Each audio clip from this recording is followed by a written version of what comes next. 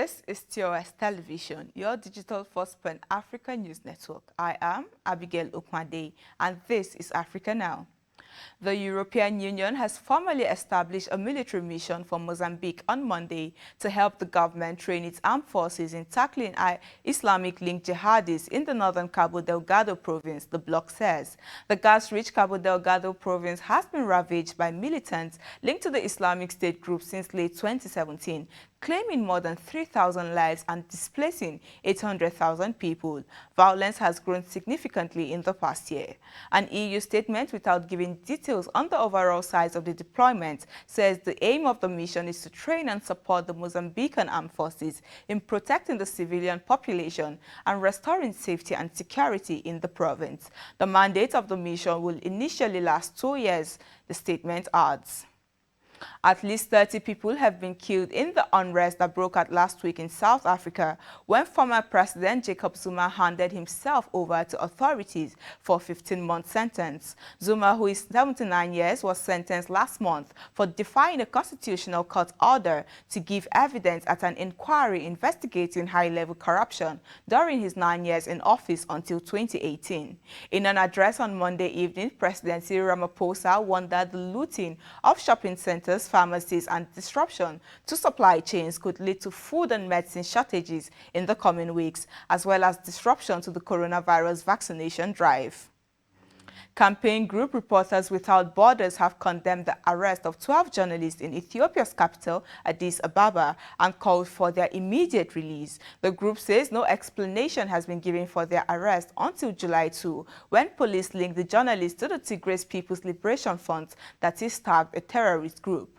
Reporters Without Borders ranks the Horn of African nation at 101 out of 180 in the world on its annual Press Freedom Index. The United Nations Human Rights Chiefs Agency on Monday called for an end to racial discrimination against people of African descent, while stressing the need for law enforcement officials to be held accountable for racial crimes and alternative approaches to policing should be applied.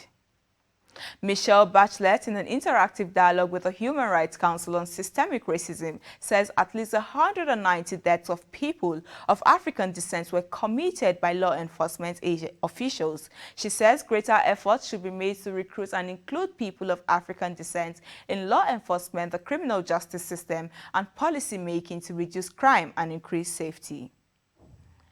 Gabon has become the first African country to receive result-based payments for reduced carbon emissions from deforestation and forest degradation. The payment of $17 million rewards Gabon's reduction in 2016 and 2017 of a total $150 million over 10 years agreement between Gabon and the multi-donor UN-hosted Central African Forest Initiatives in 2019. Gabon has preserved much of its pristine rainforest since the early 2000s, in creating 13 national parks, one of which is listed UNESCO's World Heritage Site. Its forests absorb a total of 140 million tons of CO2 every year, the equivalent of removing 30 million cars from the road globally.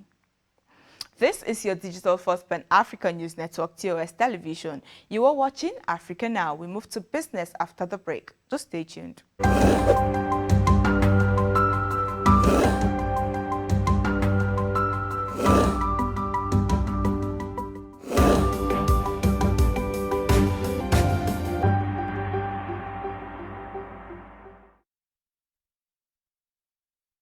Welcome back. In business, the G7 countries and multilateral partners, including the International Finance Corporation, the African Development Bank, and the European Investment Bank, will collectively invest over $80 billion in Africa's private sector over the next 5 years. The investment, UK's Minister for Africa, James Doddridge, says it will create jobs, boost economic growth, help tackle climate change, and fight poverty throughout the continent.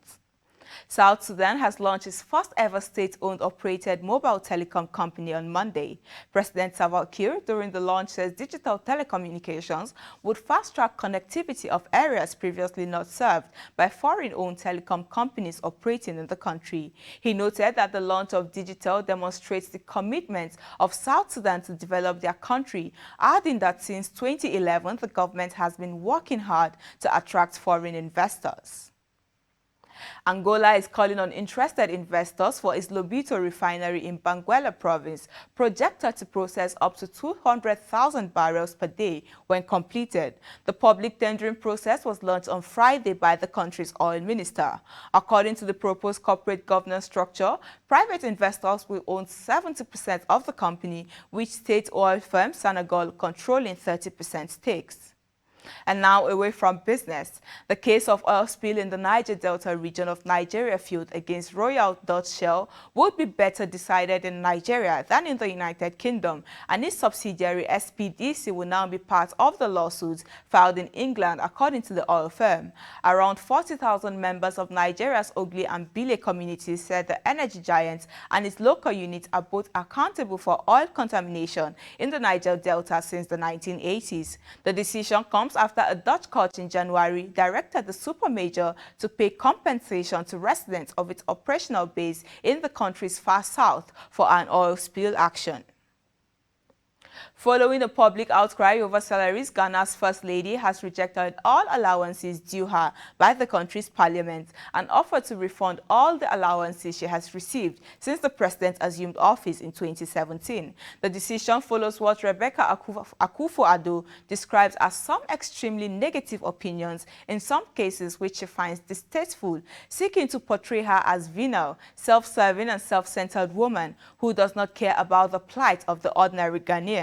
She will refund the sum amounting to 899,000 Ghanaian cedis.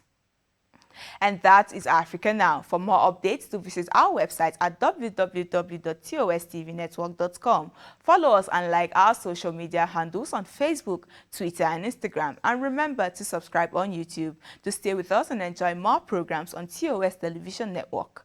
I am Abigail Ukmade. Thanks for watching.